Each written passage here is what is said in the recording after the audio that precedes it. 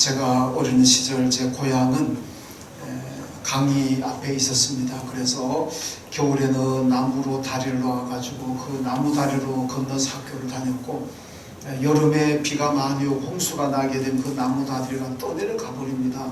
그러면 이제 어떻게 학교를 가느냐? 나룻배가 있습니다. 나룻배를 타고 이제 학교를 갔다 왔다 하고, 그것도 비가 너무 많이 와서 홍수가 너무 많이 나게 되면 나룻배까지도 못 다닙니다. 그러면은 학교를 못 가게 되는, 그래서 저는 개근상이라는 걸 한번 못 타봤습니다.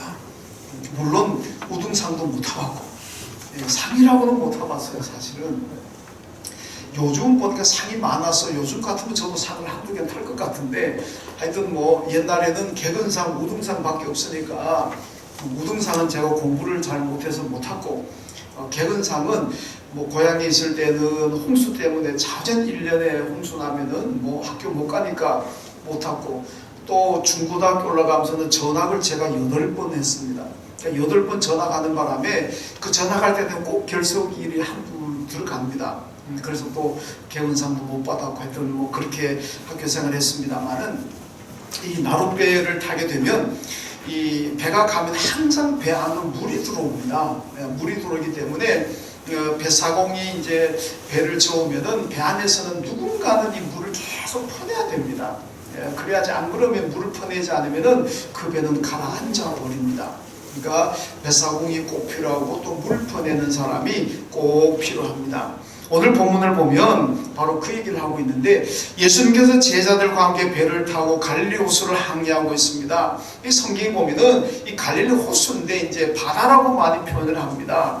오늘 본문에도 바다로 표현을 하고 있습니다만은, 바다는 아니고 사실은 호수인데 워낙 호수가 크다 보니까 이제 바다라 그렇게 표현을 하기도 합니다.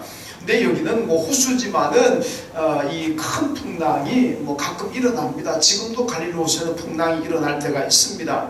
그러니까 이제 배를 타고 가는데 예수님과 제자들이 가는데 이제 뭐 풍랑이 일어나니까 하여튼 밑에서도 새고 풍랑 때문에 물이 자꾸 배 안으로 들어오니까 누군가는 물을 계속 퍼냈을 겁니다. 퍼내는데 들어오는 양이 너무 많게 되면 이 퍼내는데도 한계가 있습니다. 그러니까 아마 제자들이 볼 때는 풍랑을 만나가지고 물이 그냥 막 밀려 들어오는데 사람이 퍼내지만은 이게 감당이 안 되는 것 같아요. 그러니까 지금 이러다간 배가 가라앉게 생겼구나. 그러니까 제자들이 얼마나 두렵고 얼마나 무섭겠습니까? 그러니까 예수님을 찾았는데, 예수님을 보니까 여기 오늘 본문 말씀 보면은 배 고물에서 그냥 주무시더라 이렇게 얘기하고 있죠.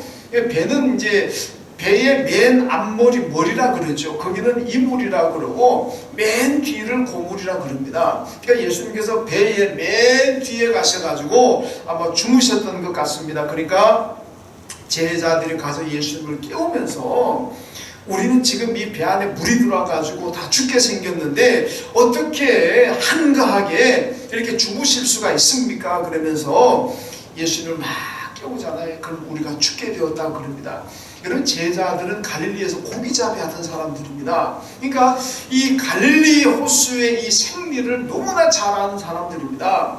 어디 먼데 사는 사람들이 잠시 여행 와가지고 다니러 와가지고 배를 타고 가다가 이거 큰일 났구나 이러면은 좀 오버할 수도 있겠구나 이렇게 생각할 수 있잖아요.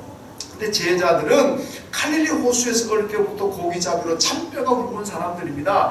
너무나 그 갈릴리 호수의 상황을 잘 아는 사람들입니다. 그러니까 이런 사람들이 우리가 죽게 되었다 이 얘기가 나온다는 것은 그만큼 위험하다는 얘기입니다. 이 갈릴리 호수를 잘 아는 제자들조차도 이거는 보통이 아니다, 이거 죽었구나, 이 정도 되면은 굉장히 심각한 상황이라 그렇게 볼 수가 있습니다. 근데 예수님을 깨우니까 예수님이 일어나셔가지고 바람과 바다를 향해 꾸짖으면서 고요해라, 잠잠해라 그렇게 명령하십니다. 그러면서 제자들에게 어찌하여 그렇게 무서워하느냐, 왜 그렇게 무서워하고 왜 그렇게 불안에 떠느냐, 그렇게 제자들 책망하시는 그런 장면이 나옵니다. 그렇게 풍랑이 심하게 일던 그 호수 바다는 예수님의 그 말씀대로 잔잔하게 되었다는 겁니다. 여러분, 우리가 인생을 살아갑니다만은 인생을 사람들이 항해에다가 많이 비유하잖아요. 인생을 항해에다 많이 비유하는데, 여러분 항해를 하다 보면 정말 순풍으로 말미암아 평탄하게 항해할 때도 있고, 오늘 본문처럼 큰 바람이 태풍이 불어가지고 큰 풍파가 닥쳐가지고 위험한 상황, 그런 위험한 상황이 우리 인생에 닥칠 수도 있습니다. 그럼 우리 인생이라는 것이 살아가다 보면은 오늘 본문의 제자들의 아우성처럼 야 이거 죽겠구나, 야 이거 망하겠구나, 이렇게 생각될 때도 우리에게 가끔씩 닥쳐오잖아요. 지금 우리가 코로나19 때문에 교회에서 예배도 잘 못 드리고 가정에서도 예배 드립니다만은, 이 상황 앞에서 어떤 사람들은 야 이러다가 이거 나라가 이거 완전히 거들나는 거 아닌가, 이러다가 우리 직장이고 우리 뭐 사업자 우리 일터가 그냥 다 그냥 박살나는 거 아닌가, 이러다가 다 망하는 거 아닌가, 이런 여러 가지 두려움과 불안들이 우리에게 있는 것도 사실입니다. 여러분, 그러나 이럴 때도 있지만은 평탄할 때도 있고, 우리 속담에 오르막이 있으며 내리막이 있다 그러잖아요. 오르막이 있고 내리막이 있는 것처럼 우리가 순풍에 돛을 달고 가는 것처럼 평탄하게 인생을 살아갈 때도 있고, 큰 풍파로 정말 위험한 그런 상황도 지날 수가 있습니다. 지금 우리가 살아가고 있는 지금 이 상황이 어떻습니까? 지금은 순풍에 항해하는 시대가 아니라 큰 풍파로 정말 많은 사람들이 불안해하고 무서워하는 그런 시기를 지금 살아가고 있다는 겁니다. 그래서 사람들이 어디를 가지도 안 하고 만나지도 않습니다. 어떤 사람들은 생계를 포기하면서까지도 그냥 집에 들어앉는 사람들도 있습니다. 오늘 본문의 상황과 지금 우리의 상황이 참 비슷하다고 할 수가 있습니다. 본문에 나오는 제자들도 거의 공황 상태, 패닉이라고 그러잖아요. 오늘 우리도 어떤 사람들은 정말 공황 상태, 대구 정도 되면은 뭐 그 정도 되지 않겠습니까? 그런데 오늘 예수님께서 이 공황 상태에 빠진 제자들에게 뭐라고 말씀합니까? 야, 왜 그렇게 무서워하느냐? 뭘 그렇게 두려워하느냐? 이 믿음이 없는 사람들아, 오히려 책망하는 듯이 말씀하고 있습니다. 이 주님 제자들에게 왜 그렇게 무서워하느냐, 왜 그렇게 불안해하느냐고 말씀하신 주님은 오늘 우리를 향해서도 그렇게 말씀할 수가 있습니다. 뭘 그렇게 무서워하느냐, 뭘 그렇게 불안해하느냐. 오늘 우리에게도 주님이 그렇게 말씀하십니다. 여러분, 주님은 그러면 이 상황을 몰라서 그렇겠습니까? 요즘 젊은 사람 말대로 생뚱맞게 제자들이 당하는 이 어려운 상황을 예수님이 전혀 몰라서 왜 무서워하느냐 그러겠습니까? 오늘 코로나19 때문에 이 어려운 이 상황을 예수님이 몰라서 우리에게 뭘 그렇게 무서워하느냐? 예수님이 그렇게 말씀하시겠습니까? 아니지 않습니까? 주님은 더 잘 아십니다. 제자들보다도 더 지금 상황이 어렵다는 것도 알고 계시고, 우리보다도 지금 이 상황이 얼마나 어려운가를 주님이 더 잘 알고 계시는 겁니다. 우리 내일이 어떻게 될지 모르지만 주님은 내일이 어떻게 될 것도 다 알고 계시는 분입니다. 그런데 주님께서 왜 우리에게 그렇게 무서워하느냐, 왜 그렇게 불안해하느냐, 왜 그런 말씀을 하시겠습니까? 여러분, 우리가 분명히 당하는 상황을 보면 무서워하고 불안할 수밖에 없지만은 그 무서워하고 불안한 이유가 잘못되었다는 겁니다. 그 이유가 잘못되었다. 왜 제자들이 무서워합니까? 오늘 말씀 보면 제자들은 풍랑이는 파도와 배 안에 들어오는 물을 보았기 때문에 무서워하고 있다는 겁니다. 일어나는 현상을 보고 있다는 거죠. 마태복음 14장에 보면 예수님께서 바다 위를 걸어옵니다. 제자들이 유령인 줄 알고 무서워하다가 예수님 걸 알고 난 다음 베드로가 주님, 나도 물 위를 걸어가고 싶습니다. 한번 걸어갈 수가 없겠습니까? 그러니까 예수님께서 걸어와라. 그러니까 베드로가 걸어갑니다. 처음에 걸어갈 때는 빠지지 않았습니다. 한참 걸어가다가 빠져버렸습니다. 죽게 되었다가 아우성치니까 예수님이 건져주시잖아요. 왜 그렇습니까? 처음에 빠지지 않을 때는 베드로는 예수를 바라보고 갑니다. 예수님 바라보고 갈 때는 빠지지 않았어요. 근데 가다가 보니까 막 밑에 출렁이는 밑바다 물을 보니, 수면을 보니까 너무 무서운 거예요. 야, 이러다가 죽는 거 아닌가? 그래서 그 출렁이는 바다를 보는 순간에 베드로는 빠져버리고 말았습니다. 여러분 오늘 본문의 제자들도 배 안에 들어오는 물을 자꾸 차고 넘치는 물을 보게 되었고 일렁이는 파도를 보게 되었습니다. 일어나는 현상을 바라보게 되었다는 겁니다. 여러분 코로나19가 얼마나 두렵습니까? 130여 개국 가까운 나라들이 우리나라를 막았습니다. 어제 뉴스 나온 데 보니까 국내 인천공항, 김포공항이 비행기 한 대도 착륙하는 비행기도 없고 이륙하는 비행기도 없었다고 합니다. 여러분 이런 때가 언제 있었겠습니까? 사람들이 가고 싶어도 갈 데가 없습니다. 저도 지난 주간에 이모네 때문에 서울을 2번 갔다 왔습니다. 지금 교회들마다 이러니까 노회가 어떻게 해야 될지 지금 머리를 지금 싸매고 있습니다. 저는 그전에는 이모네 가면은 항상 M버스라고 있잖아요. M버스 타고 지하철 타고 항상 그 대중교통 타고 다녔습니다. 왜? 시간도 절약되고 그 다음에는 이 서울 가면 주차비가 얼마나 비쌉니까? 그래서 저는 항상 M버스 지하철 딱 타고 다녔는데 이번 주간에는 제가 수용차 가지고 갔습니다. 왜? 대중교통 탈라니까 불안해서. 그래서 수용차 가지고 다녔습니다. 여러분 사람들 만난다는 것도 불안합니다. 그러니까 사람들이 나오질 않습니다. 식당에 가려고 그래도 사람들이 불안하니까 잘 안 갑니다. 그러니까 이 자영업하는 분들, 소상공인들이 얼마나 힘들겠습니까? 정말 힘든 시대를 우리가 살아가고 있습니다. 여러분 교회도 마찬가지입니다. 미자립 교회가 있습니다. 여러분 우리나라에 전체 한국교회의 전체 미자립 교회가 60%라 그럽니다. 우리 교단에 속한 미자립 교회는 우리 교단에는 40%가 미자립 교회라 그럽니다. 미자립 교회가 지금 얼마나 어렵겠습니까? 교인들의 수입이 줄어들다 보니까 헌금을 못하고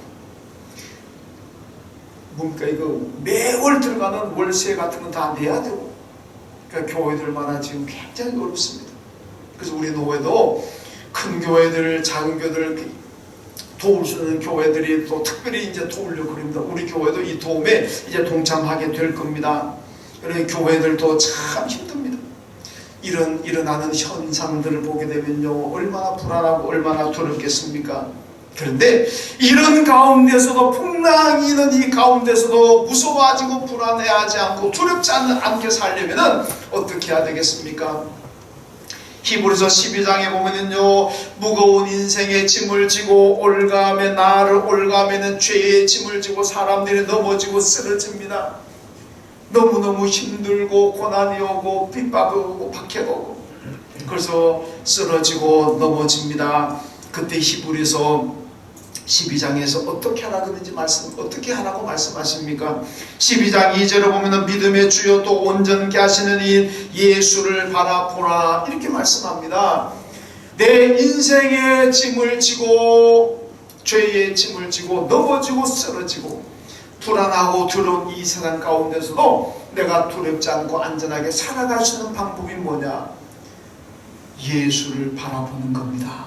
예수 바라보라는 게 골로새서 3장 2절 말씀에도 위의 것을 생각하고 땅의 것을 생각하지 말라 이렇게 말씀합니다. 위를 바라보라 위를 생각하라는 얘기입니다.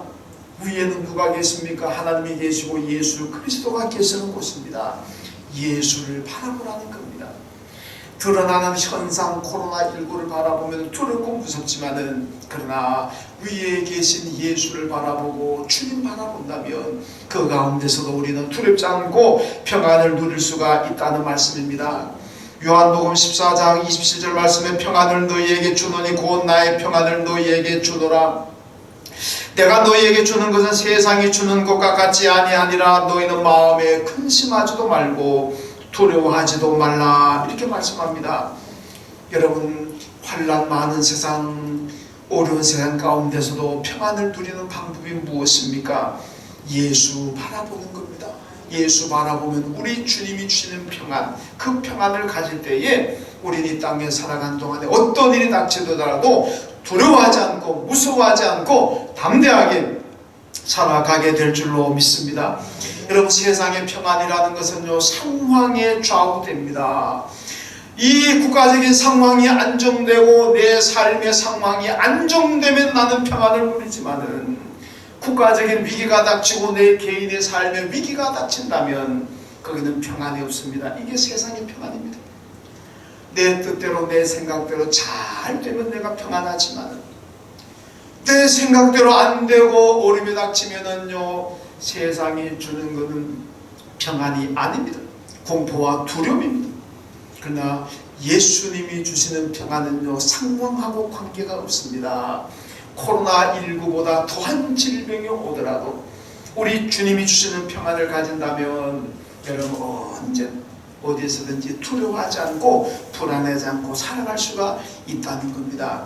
여러분, 주님이 주는 평안은 상황에 좌우되지 않습니다. 이게 바로 믿음 아니겠습니까?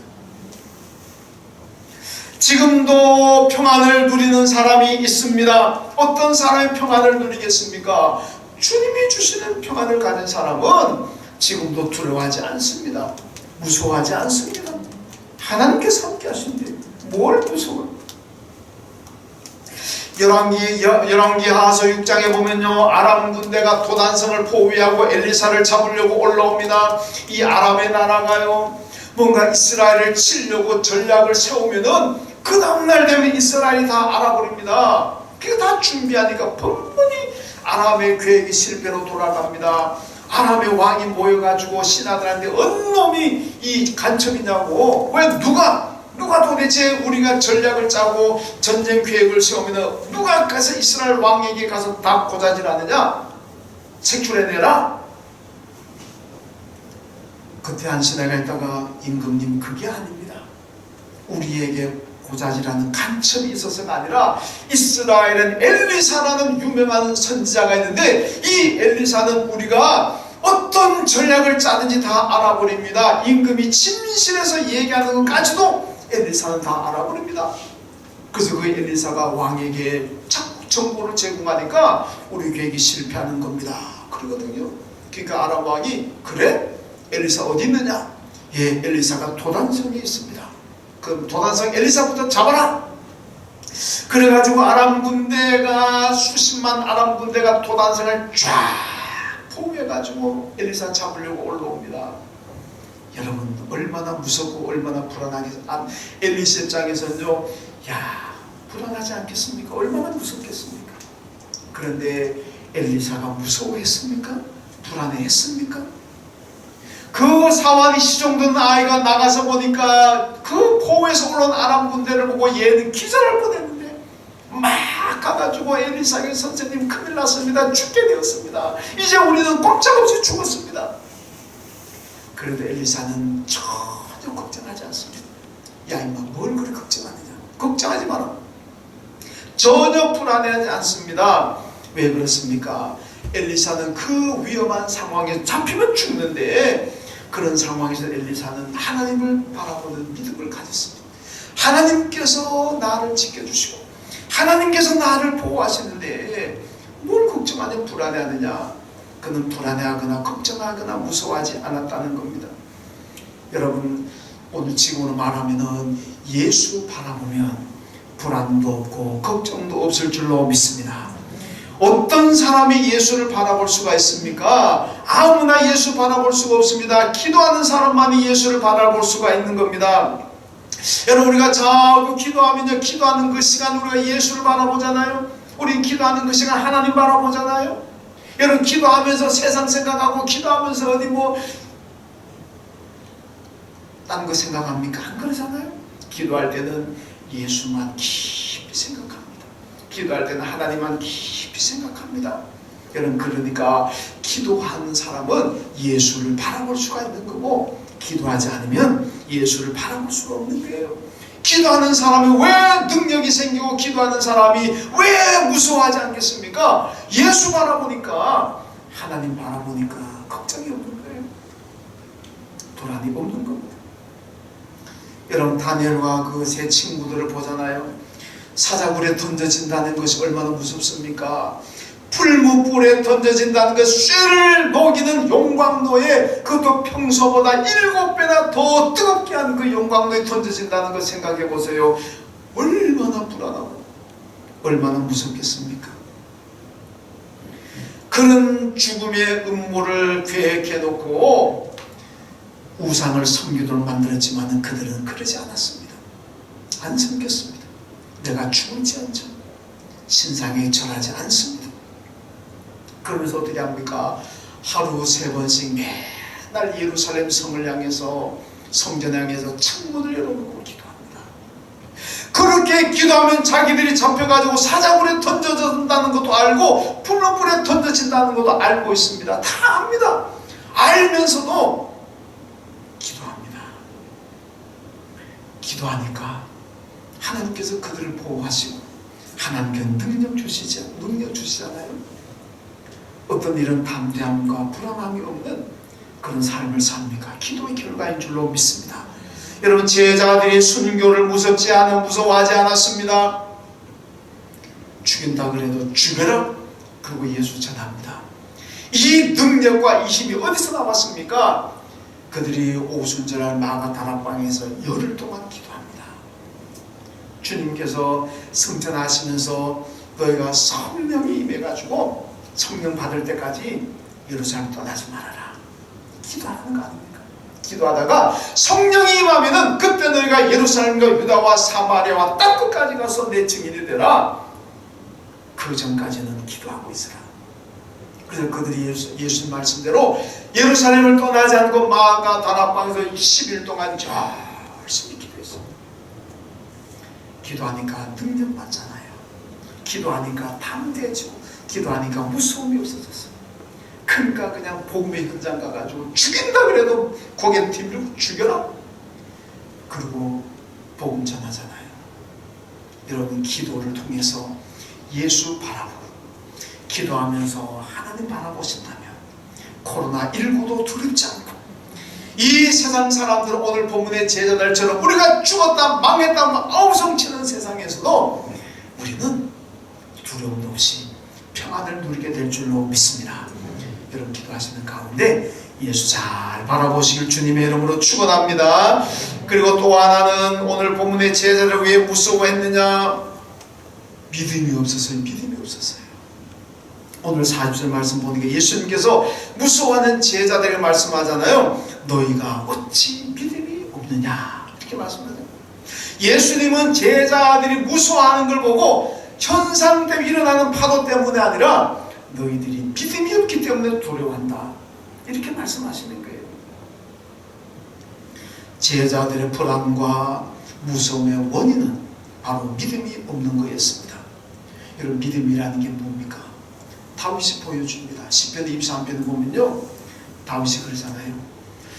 내가 사망의 음침한 골짜기를 다닐 때에도 나는 해를 두려워하거나 무서워하지 않았다. 이렇게 고백합니다. 죽음의 순간순간 위험하고 위기를 당하며 살았지만은 자기는 무서워하지 않았다는 거예요. 왜 무서워하지 않았습니까? 주께서 하나님이 나의 지팡이가 되어주시고 하나님이 나의 막대기가 되어주시고 하나님이 나의 보호자가 되시고 하나님이 나의 안위자가 되셔서 나를 지켜 보호하실 것을 나는 믿었기 때문에 사망의 음침한 골짜기 죽음의 순간순간을 지나면서도 자기는 무서워하거나 두려워하지 않았다. 이게 다윗의 고백입니다. 이게 믿음입니다. 어떤 상황에서든지 간에 하나님이 나와 함께 하신다. 그러므로 나는 두렵지도 않고 불안해하지도 않는다. 이게 믿음인 거예요. 믿음 없는 사람들은요, 설마 하나님 날 지켜줄까? 아이고야, 이러다가 코로나에 감염되는 거 아닌가? 아이고야, 이러다가 망하는 거 아닌가? 믿음이 없으면은요, 자꾸 하나님이 나와 함께 하실까? 이것도 회의가 생기고, 뭔가 나한테 어려움이 닥쳐가지고 내가 망할 것 같기도 하고, 믿음이 없으면 그런 마음이 생기는 거예요. 그러나 믿음이 있는 사람들은 걱정 없이 하나님이 나를 지켜줄 것이기 때문에, 하나님이 나와 동행하시기 때문에 안전하다는 겁니다. 이게 믿음이에요. 여러분, 제자들은요, 배 안에 예수님이 계시는데도 그들은 무서워했습니다. 왜 그렇습니까? 예수를 그리스도로 믿지 않았습니다. 오늘 본문에서 뭐라 그럽니까? 제자들이요, 풍랑이를 가지고 배가 뒤집혀서 배에 물이 많이 들어가고 배가 가라앉게 생긴 이 상황에서 예수를 깨우면서 뭐라 그럽니까? 선생님이여 우리가 죽게 되었습니다. 이렇게 얘기하잖아요. 선생님이여 우리가 죽게 되었습니다. 여러분, 이스라엘에는 선생들이 많습니다. 랍비들, 서기관들, 이 백성의 지도자들 가운데 지식층에 있는 사람들이 다 선생으로 부름받은 사람들입니다. 그러니까 선생들이 얼마나 많이 있겠습니까? 그런데요, 옛날이나 지금이나 선생들은 지식은 많고 배운 것은 많을지 모르지만은 그들에게는 능력이 없습니다. 우리를 구원할 수 있는 능력이 선생에게는 없습니다. 이 바람을 잔잔하게 할 능력이 선생에게는 없습니다. 코로나19를 해결할 수 있는 능력이 선생들에게는 없습니다. 그러면은 누가 이런 능력을 가지고 있겠습니까? 하나님의 아들 메시아 그리스도만이 해결할 줄로 믿습니다. 근데 제자들은요, 예수님을 깨우면서 선생님의 그럽니다. 이 얘기는 뭐냐? 예수를 아직도 그리스도로 믿지 않았다는 겁니다. 그런데 베드로가요, 마태복음 16장에서 예수를 고백하잖아요. 주는 그리스도시요 살아계신 하나님의 아들입니다. 이 고백이 나왔을 때 우리 주님이 얼마나 기뻐하셨습니까? 얼마나 흡족해 하셨습니까? 야, 바위나 시몬아, 내가 복이 있다. 내가 천국 열쇠를 내게 주겠는데 네가 땅에서 매면 하늘에서도 매고 땅에서 풀면 하늘에서도 풀릴 것이다. 내 그 고백 믿음 위에 교회를 세운다면 음부의 권세가 그 교회를 무너뜨리지 못할 것이다. 여러분, 예수님께서 당신을 그리스도라고 고백하는 이 베드로의 고백에 얼마나 흡족해하고 얼마나 기뻐하셨습니까? 그러므로 예수는 우리의 선생이 아닙니다. 뭡니까? 그리스도 메시아인 줄로 믿습니다. 예수를 그리스도로 믿을 때 능력이 나오는 거지, 예수를 선생, 영웅, 성령, 만병의 의사 그렇게 믿어가지고는 결코 능력이 나오지 않는다는 얘기입니다. 여러분, 우리 성도들은 예수를 선생이 아니라 나를 죄에서 구원하시는 하나님의 아들 신적인 능력을 가지고 계시는 그리스도로 믿어야 되고 그리스도로 고백해야 될 줄로 믿습니다. 그럴 때 능력이 나오고 그럴 때 두려움 없이 살아가게 된다는 말씀이에요. 제자들의 기적과 능력도 어디서 나왔습니까? 예수님을 하나님의 아들 그리스도로 믿었기 때문에 그들이 사도행전 보면 한 곳마다 능력이 나오고 기적이 일어났던 겁니다. 선생으로 믿어가지고는 안 됩니다. 그리스도로 믿어야 되는 거예요. 여러분, 신천지 때문에 얼마나 지금 혼란스럽습니까? 참 국가적인 재앙이 안타깝지만은 우리가 영적으로 생각하면 이번 게 신천지가 완전히 몰락해야 되겠구나. 여러분, 신천지는 이만희가 교주잖아요. 이만희 교주가 뭔지 압니까? 자기는 마지막 때에 제일 많은 예수의 혼과 자기가 합일된다, 하나 된다 그럽니다. 그래서 마지막 때에 재림주로 오시는 예수님의 혼이 자기와 합일돼 하나 되기 때문에 자기가 재림주라는 겁니다. 자기가 메시아 그리스도라는 겁니다. 그래서 자기는 죽지 않고 영생한다는 거예요. 제가 보니까 죽을 날 얼마 안 남았겠더라 보니까 발음도 제대로 못하고 힘도 하나도 없고 죽을 날 얼마 안 남은 것 같은데, 재림주로 오신 예수의 혼과 자기가 하나 되기 때문에 그때부터 자기가 재림주가 되고 자기가 그리스도가 되고 그래서 자기가 영생한다는 겁니다. 이야, 이게 그런 교리를 가지고 있는데도 사람들이 넘어가는 거 보면 사람들이 똑똑한 것 같지만은 참 미련한 거예요. 얼마나 미련합니까? 그래서 여러분, 성경에서 우리를 가리켜서 양에다가 비유하잖아요. 왜 지혜롭고 똑똑하고 힘 있는 짐승들도 얼마나 많은데 왜 하필은 제일 미련하고 자기 스스로 아무것도 할 줄 모르고 공격도 하나 못하고 당하면 맨날 공격받으면 당하기만 하는, 조금만 걸어가면은 뒤로 돌아오지도 못하고 찾지도 못하는 너무나 미련하고 너무나 약해 빠진 그 양에다가 우리를 비유한 게 요즘 그렇구나. 사람이 똑똑한 것 같지만은 이렇게 미련하구나.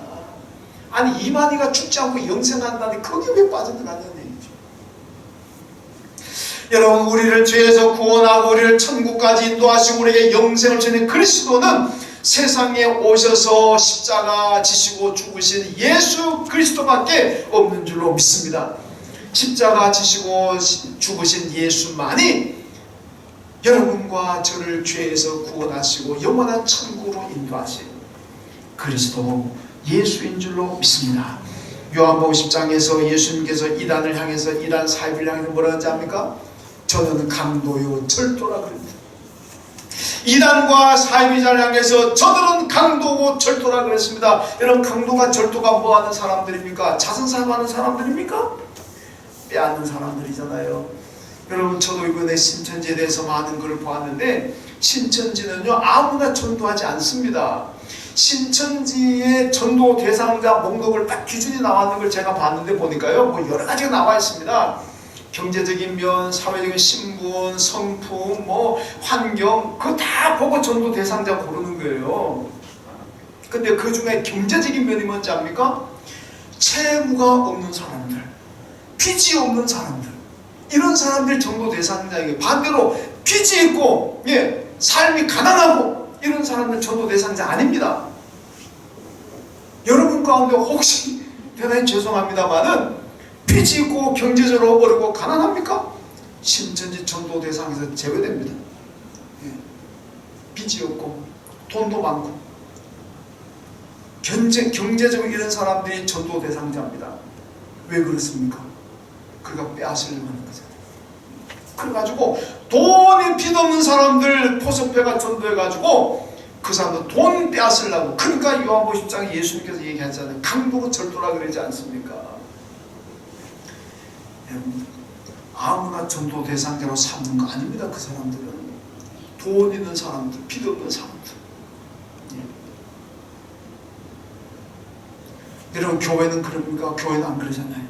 교회는 가난한 사람들, 빚진 사람들이라도 전도합니다 해가지고 교회가 경제적으로 도와줄지언정, 전도해가지고 도와줄지언정 모두가 전도의 대상입니다. 왜? 교회는 그 영혼을 구원해야 되니까. 그 사람의 돈을 보고 전도하는 게 아니라 그 영혼이 지옥 가는 게 불쌍하기 때문에 그 영혼 전도해서 구원시키는 겁니다. 전도회가 교회 왔는데 경제적으로 교회가 도와주더라도 여러분, 전도할 때 절대 가난하다고 전도 안 하고 빚 있다고 전도 안 하고 그러지 마십시오. 빚 있는 분도 전도하시고 가난한 분도 전도하십시오. 교회가 도와줄 형편들은 도와줘야지. 왜? 교회는 그 사람의 경제적인 그걸 빼앗으러 가는 강도, 절도의 소굴이 아닙니다. 그 영혼을 살리고 그 영혼을 구원하기 위한 것이 교회입니다. 그러니까 교회는 누구나 다 전도의 대상자라는 말씀입니다. 여러분, 오늘 지금 우리가 살아가고 있는 이 시대는 풍랑이는 바다와 같이 불안하고 무섭습니다. 이런 가운데 계속 코로나만 바라보고 있겠습니까? 이 세상만 바라보고 있겠습니까? 그러면 매일매일 불안합니다. 매일매일 무서워요. 이게 사람이 할 짓입니까? 이게 사람이 사는 겁니까? 아니잖아요. 이런 시대라도 우리는 즐겁게 살아야 되고 평안하게 살아야 되고 소망 가운데 살아야 되지 않겠습니까? 능력 있게 살아야 되지 않겠습니까? 그런 삶은 오늘 성경에서 뭐라 그럽니까? 예수 바라보면 되는 거예요.